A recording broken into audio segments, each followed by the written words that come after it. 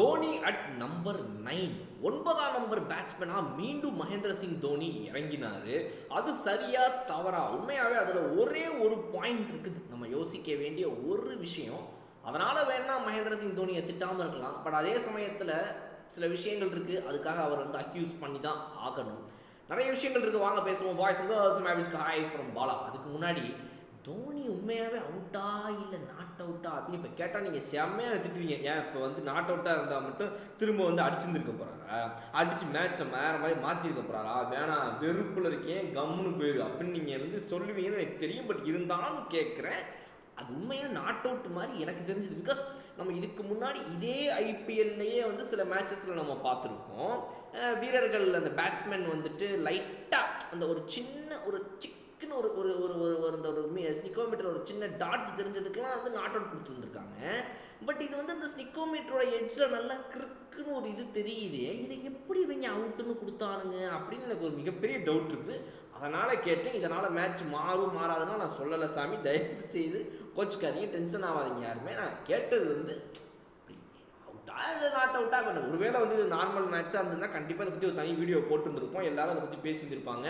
Not out அப்படின்றது trending ஆகிருக்கும், நிறைய விஷயங்கள் நடந்திருக்கும் இல்லையா. இன்றைக்கி 103க்கு 9ங்கிறதுக்காக அதை நாட் அவுட்டாங்கிறத நம்ம பேசவே கூடாதுன்னு சொன்னால் நான் என்ன பண்ணுறது சொல்லுங்கள் நீங்கள். ரைட், ஓகே, அது எவ்வளோ முடிஞ்சு போச்சு. ஓகே, அதை ஓரமாக வச்சுருவோம்.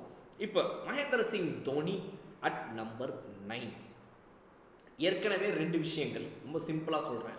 ஒன்று, மகேந்திர சிங் தோனி அவர்களுடைய ஏஜ் அண்ட் அவருக்கு இந்த கால் பிரச்சனை இருக்கிறனால நிறைய பால்ஸ் அவரால் ஆட முடியாது. 10-11 ஓவர்லாம் அவர் ஆடுறதுக்கு கஷ்டம். ஸோ அவர் மேபி ஒரு 16th ஓவருக்கு அப்புறம் வராது, 13th ஓவருக்கு அப்புறம் எப்போ வேணாலும் அவர் வருவாருங்கிறது தான் எங்களுடைய புரிதல்னு ஸ்டீஃபன் ஃப்ளெமிங் அவர்கள் இப்போ இந்த சீசன் நடுவுலையே ஒரு மேட்ச் முடிஞ்ச உடனே போஸ்ட் மேட்ச்சில் ப்ரெஸ் கான்ஃபரன்ஸில் பேசியிருந்தார்.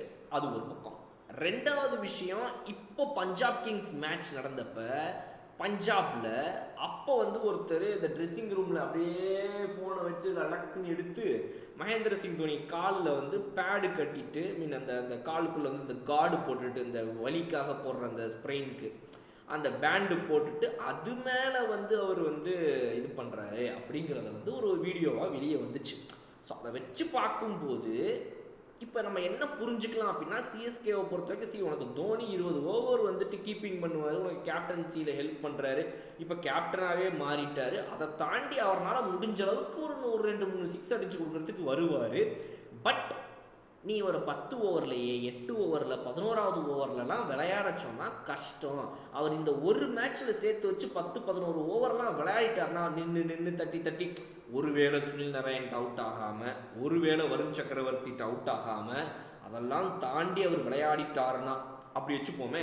அப்படி வச்சுப்போம். உடனே நீங்கள் உடனே சொம்புன்னு வந்துடாதீங்க, கொஞ்சம் பொறுமையாக கேளுங்க. ஐயோ இது வேற பேசவே விட மாட்டேங்கிறாங்க சார் அப்படின்ற மாதிரி. ஸோ ஒருவேளை அந்த ஸ்பின்னெல்லாம் தாண்டி அவர் சிங்கிளாக ஆடியோ இல்லை ஒரு 4-1-2 அடித்தோ ஓடி அவர் ரன்ஸ் எடுப்பார்ல எப்போவுமே இந்த சிங்கிள்ஸ் அண்ட் டபுள்ஸ், அது ஜாஸ்தி ஆயிடுச்சுன்னா அந்த ஒரு மேட்ச்லேயே 8-10 ஓவர் கிட்டத்தட்ட ஒரு 30-40 பாலுக்கு மேலே நிற்கிற மாதிரி ஆயிடுச்சுன்னா 2 நாள் கழித்து விளையாட போகிறேன். இப்போ சனி ஞாயிறு 2 நாள் அவங்களுக்கு கேப்பு, திரும்ப திங்கக்கிழமை மேட்ச். ஸோ திங்கக்கிழமை மேட்ச்சுக்கு மகேந்திர சிங் தோனியுடைய அந்த ஏஜ் 43 இதெல்லாம் கன்சிடர் பண்ணும்போது அவ்வளோ ஹெவி ஒர்க்லோட அவரால் எடுத்துக்க முடியாகுது. அதனால் அவர் வந்துட்டு அவ்வளோ கம்மியான பால்ஸை ஃபேஸ் பண்ணுறதுக்காக முடிஞ்ச அளவுக்கு எல்லாரையும் அனுப்பிட்டு அவர் வராருங்கிறது தான் இதோட புரிதல். இப்போ இந்த 2 விளக்கத்தை நான் கொடுத்துமே நீங்கள் என்ன கேள்வி கேட்பீங்கன்னா, அப்படி என்ன அவரால் வந்து விளாட முடியாதுன்ற அளவுக்கு பிரச்சனை, ஏன் ஒரு 2 ஓவர் 3 ஓவர் விளாடுறதுனால ஒன்றும் பெருசாக ஆயிராதா, இல்லை அப்படியே அவரால் முடியல அப்படின்னா அப்போ வரவே வேணான்னு சொல்லுங்கள், ரிட்டையர் ஆகிட சொல்லுங்கள், அப்படி ஒன்றும் ஒரு கஷ்டப்பட்டுலாம் வந்து விளாடணும்னு அவசியம் கிடையாது அப்படின்னு அந்த பாயிண்டில் வந்து நீங்கள் நிற்பீங்க. ரைட், அது ஒரு பக்கம். 2வது விஷயம் என்ன அப்படின்னா, மகேந்திர சிங் தோனி ஒரு டீமில் ஒரு பிளேயராக இருக்கிறாருன்னா 100% கான்ட்ரிபியூஷன் கொடுக்கணுங்க. அது இல்லாத பட்சத்தில் இது எப்படிங்க வந்து நியாயமாக ஏற்றுக்கொள்ளப்படும் அப்படின்னு கேட்பீங்க. 2, இப்போ நான் என்ன சொல்கிறேன் அப்படின்னா, இந்த சிஎஸ்கே டீம் பொறுத்த வரைக்கும் அவங்க எதிர்பார்ப்பு எப்படி இருந்துச்சுன்னா, போன வருஷம் மாதிரி அதுக்கு முந்தின வருஷம் மாதிரி ஓப்பனர்ஸுங்க அடிப்பாங்க, சிவம் துபே ஒரு கிளிப்பார், டேரில் மிச்சல் மாதிரி யாராவது ஒருத்தவங்க சொதப்பினாலும் வேறு யாராவது ஒருத்தவங்க தட்டி அடித்து கொடுத்துருவாங்க. இப்படியே ஒரு ஃபார்மெட்டில் ஒரு டெம்ப்ளேட்டில் மேட்ச் போகும். தோனி அப்பப்போ லைட்டாக உள்ள நடுவில் இறங்கி ஒரு 2 சிக்ஸை போட்டு அப்படியே ப்ரெஷரே இல்லாமல் டென்ஷனே இல்லாமல் ஒரு கேமியோ பர்ஃபார்மன்ஸை மட்டுமே கொடுத்துட்டு போயிடலான்னு இவங்க பிளான் பண்ணாங்க. பட் இந்த பிளான் எப்படி இப்போ பேக் ஃபயர் ஆகுது அப்படின்னா, சார் இங்கே கேமியோ கிடையாது, நீங்கள் தான் படத்தில் ஹீரோ, நான் தான் படத்தில் ஹீரோவா, டேய் என்னடா சொல்கிறீங்கன்ற மாதிரி.